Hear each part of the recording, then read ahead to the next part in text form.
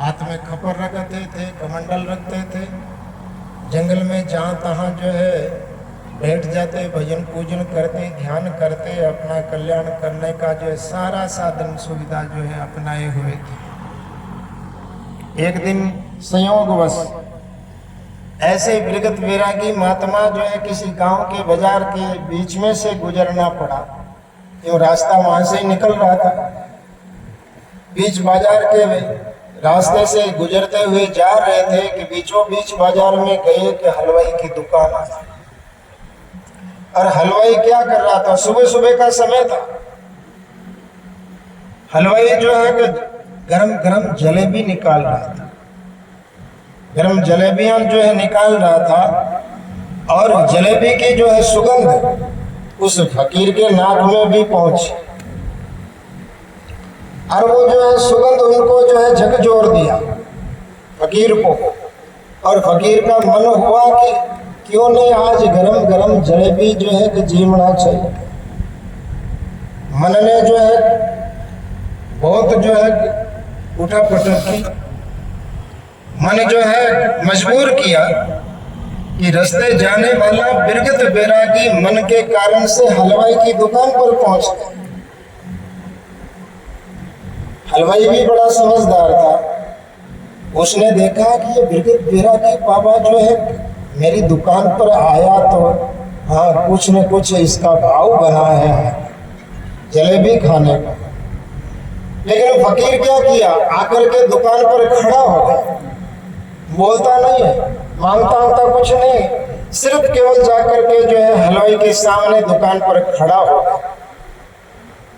काफी देर हलवाई ने देखा कि अब बोलेगा, लेकिन बोलना उसने ये निर्णय कर लिया कि हाँ मन नहीं माना इसलिए हम यहाँ तक तो आ गए, लेकिन बोलना तो मेरे बस का काम, बोलूंगा ना। जाकर के खड़े हो गए तो हलवाई ने समझ लिया कि बाबा को जलेबी चाहिए। तो हलवाई बोला कि महाराज क्या आपको जलेबी चाहिए? अब इतना कहना हुआ कि बाबा के हाथ में खप्पर था, उन्होंने जो है सामने कर दिया। हलवाई ने गरम गरम जलेबी से उस खप्पर को भर दिया और प्रणाम किया कि महाराज आप महात्मा हैं, कोई बात नहीं, मैं आपकी ये जो है छोटी सी सेवा जो है कर रहा हूँ, आपको ये जो जलेबी भेंट कर रहा हूँ, आप जाइए और इस प्रसाद को पाइए। महात्मा निकल गए, गांव के बाहर गए, मन कह रहा कि कितना जल्दी ये जलेबी को खाया जाए, कितना जल्दी जलेबी खाई जाए, लेकिन महात्मा उसको तड़पाते रहे। जंगल में निकल गए, दूर जंगल में निकल गए, कहीं वृक्षों की पेड़ों की जो है घनी गहरी छाया थी, उन छाया में जाकर के जो है उस खप्पर को भी रख दिया, कमंडल को भी रख दिया, और आप भी जो है वहां बैठ गए। काफी देर तक बैठे बैठे देखते रहे, लेकिन मन बड़ा जो है जबरदस्त होता है। संतो ओ मन बड़ो जबर रे, ज्यारे काम पड़ियो इन मन को ताको होत खबर रे, संतो ओ मन बड़ो जबर रे। ये मन बड़ा जबर है, मन लोभी मन लालची मन चंचल चित चोर, मन के मते न चालिए पलक पलक मन और। तो मन ने जोर पकड़ा और बाबा ने कहा ठीक है, अब इसको खिला देना चाहिए। वो खप्पर सामने रखा हुआ था, जलेबी का एक एक पीस लेकर के जो है खाना शुरू किया और पूरी जलेबी खा गए। खप्पर भरी हुई जलेबी थी, पूरा खा गए, गले तक भर गए, एक दो पीस बाकी रहा और अब जो अंदर जाने की जगह नहीं रही, जबरदस्ती उन्होंने जो है अंदर में ठूसा की उल्टी हो गई। उल्टी हुई तो क्या किया उन्होंने, उस खप्पर को अंदर ही उस उल्टी को ले लिया और नाक को बंद करके हाथ से जो है नाक को पकड़ करके उस खप्पर को वापस अंदर में डाल दिया। अंदर में डाल दिया तो जो है उल्टी हुई चीज वापस जो है अंदर पेट में थोड़ी घटे, वो नहीं रुकी और वापस आ गई। 2-3 बार ऐसे हुआ कि उसको जो है गिलानी हो गई, इतनी गिलानी हो गई कि अब जो है कि अगर जलेबी जो है ताजी जलेबी सामने रखी जाए तो भी मन नहीं करे। फकीर कहता है कि भाई जलेबी तो वही है, पेट में गई वापिस आई, लेकिन है तो वही की वो। अब जलेबी तो मतलब जो है कि वो आटे थे, आटे के दार जो है खत्म हो गए, लेकिन चीज तो वो की वो है, अब क्यों नहीं पी रहा है। ऐसे करके उस मन के अंदर जो है गिलानी पैदा कर दी, और गिलानी के बाद में कभी भी जीवन भर में भी जो है उसको गिलानी होने के कारण से जो है जलेबी खाने की इच्छा नहीं।